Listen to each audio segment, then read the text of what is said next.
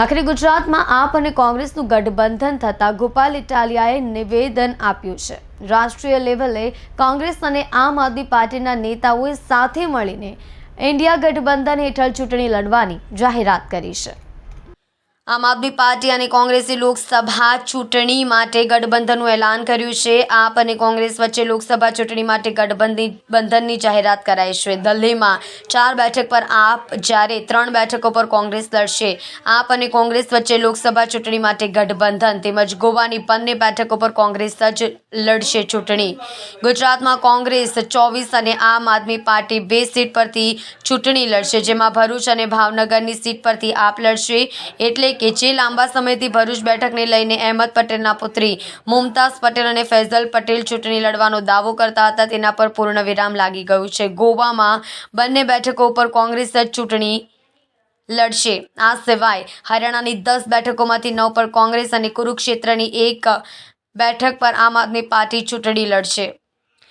તો ચંદીગઢમાં કોંગ્રેસ જ ચૂંટણી લડશે। આ માટે હું કોંગ્રેસના નેતા અને પદાધિકારીઓનો આભાર માનું છું। હવે આપણે સાથે મળીને ગુજરાતમાંથી તાનાશાહને ભગાડવાનો વારો આવી ગયો છે।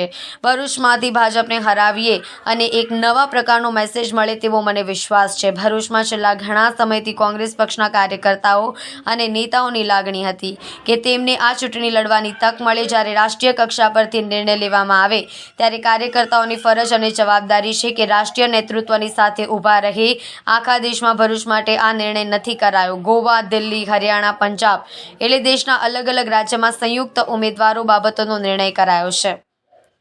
ભાજપ પણ આમ પણ દાવો કરે છે કે તેમની બધી જ વાતો વૈશ્વિક છે, એટલે તેમને 500 સીટનો દાવો કરવો જોઈએ અને વિશ્વના 2-4 દેશમાં પણ લોકસભાની બેઠકોમાં ભાજપ જીતશે તેવો દાવો તેમને કરવો જોઈએ।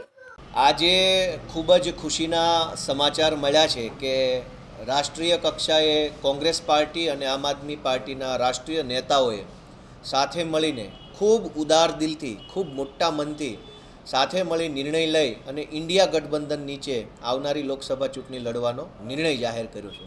આ નિર્ણય અંતર્ગત ગુજરાતમાં ભરૂચ લોકસભા અને ભાવનગર લોકસભામાં આમ આદમી પાર્ટીના ઉમેદવારને સંયુક્ત ઉમેદવાર તરીકે સ્થાન મળ્યું છે। એ બદલ હું કોંગ્રેસ પાર્ટીના સૌ કાર્યકર્તા, નેતા, પદાધિકારી સૌનો આભાર માનું છું।